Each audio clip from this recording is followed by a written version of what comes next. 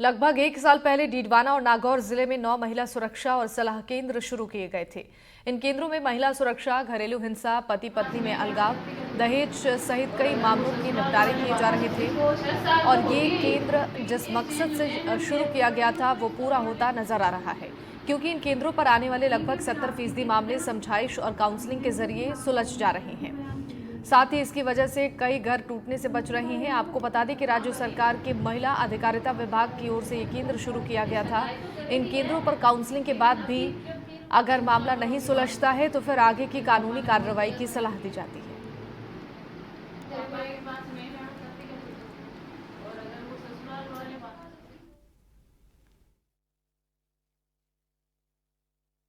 जी, हमारे 17 अगस्त 2023 को इस केंद्र की ओपनिंग हुई थी और इसमें पिछली साल में हमारे 24 केस आए थे और 24 में से 16 केस में हमने राजीनामे करवा दिए, दोनों पक्षों को राजी करा के उनके घर बांध दिए।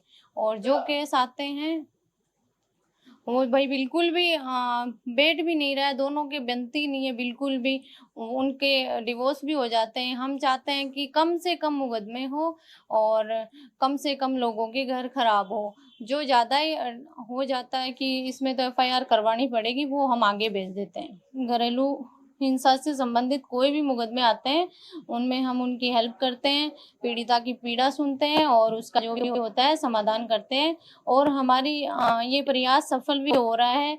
लगभग 70% मामले हैं जो हम राजीनामे करवा रहे हैं।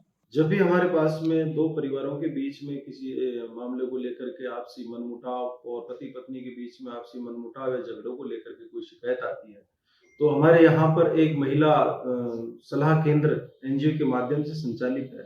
उसमें 2 विशेषज्ञ नियुक्त किए हुए हैं। उन विशेषज्ञों के माध्यम से दोनों परिवारों के बीच में, पति पत्नी के बीच में समझाइश की जाती है और बहुत से बार हम इसमें समाज के मोतबर और अच्छे लोगों को भी शामिल करते हैं, ताकि मध्यस्थता से उनका जीवन और उनका परिवार बचा रहे।